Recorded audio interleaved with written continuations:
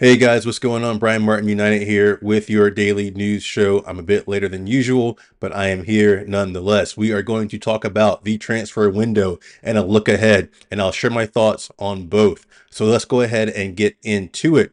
Now, let me go ahead and read from my list here. So pardon me for looking down, but let me just go through who has gone, who has come in, and all that good stuff. All right. So first off, Johnny Evans, retired, longstanding servant, Manchester United. Thank you, sir, for your service.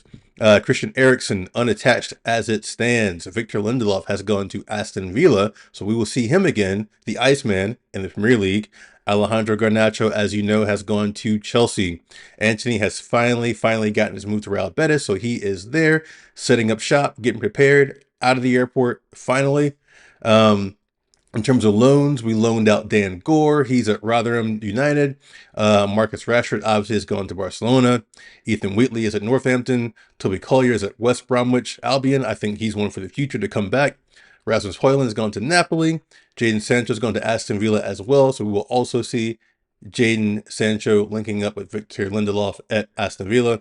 Harry Amas has gone to Sheffield Wednesday. Again, another one for the future, left back there.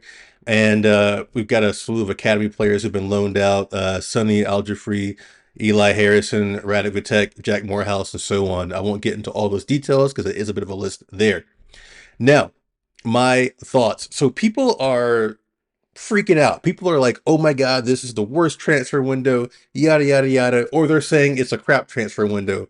Like, I don't think it's a bad transfer window at all. I mean, people have to understand we have to build from somewhere. We can't just go into a transfer window and go from finishing 15th to competing for the league title. It doesn't work like that, right? Like, not anymore anyway. So you have to build from something, right? And I think this transfer window and I think our performance at Burnley were a couple things to build from. We brought in some good, talented players, in Mbumo, Shesko, Cunha, so forth and so on. Diego Leon, I think he's going to be good too. I think he will be good. Lamon's obviously in goal. Hopefully he's the solution. I know we didn't get our midfielder that we wanted, but I think we've got enough to at least hold it down for now, to at least compete. I think we've got the talent to fight for a fifth or sixth place position, right? There are other teams that are struggling, which I'll get to in a moment. I think this is the season for us to get into a Champions League, at least European spot, and bring us more revenue, bring us more players for the next window. So again, this was a building window. I don't think it was horrible.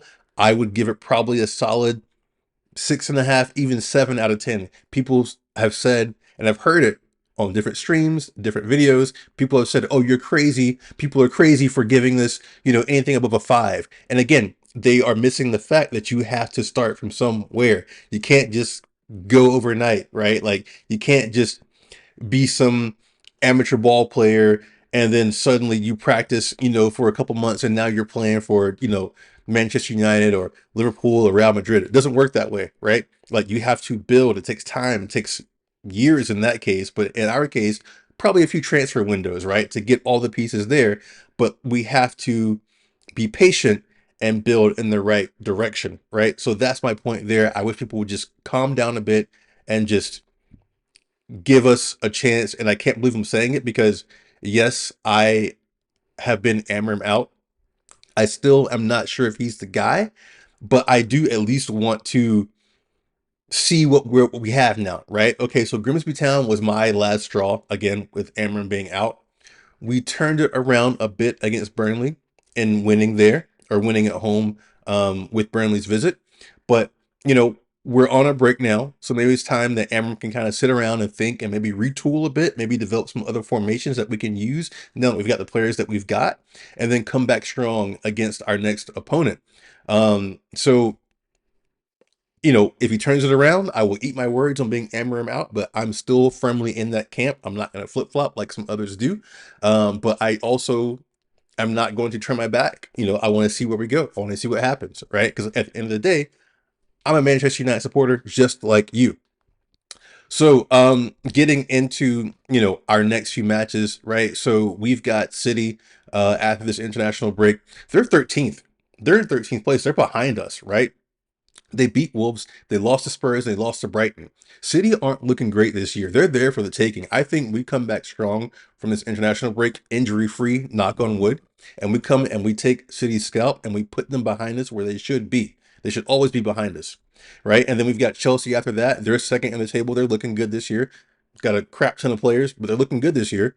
Maybe we can capitalize on some of that confusion as far as who's playing, who's starting, and people being uncertain. Maybe we can get in there and scam away a win. They beat Palace, they beat Fulham, they beat West Ham, so they've started out strong.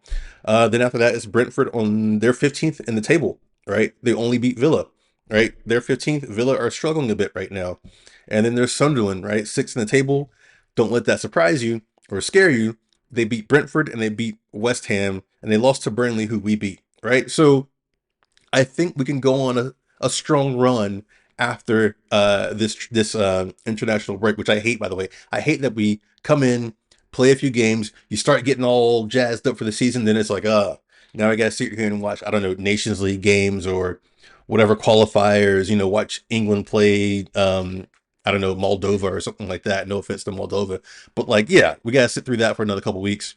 I don't even know who the US is playing. I haven't even looked at it yet, but I'll be following that, maybe even doing some stuff on that. I might stream a game or two. I might do a match preview. Who knows? Whatever.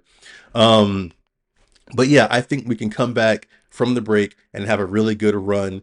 I hope you think the same as well. Let me just jump to some women's team news very quickly. So the women's team, we kick off our women's campaign on Sunday against Leicester.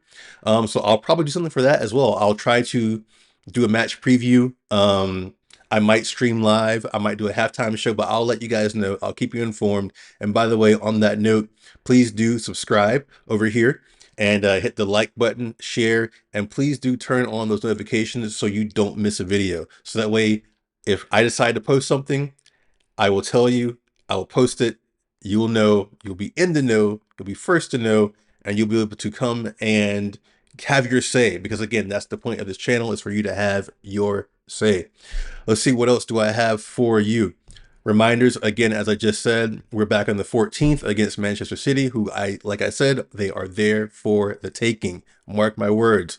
United victory over City. I'm calling it now. What else do we have? I'll do a match preview for that game, of course. So I'll do a match preview, as you see over here.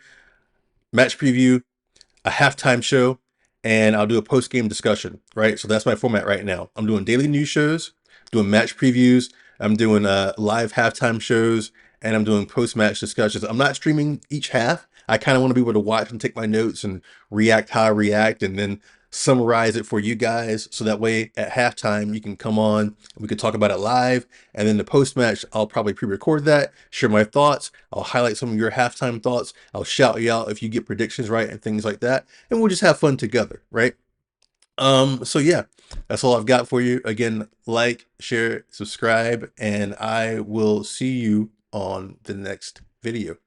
Peace.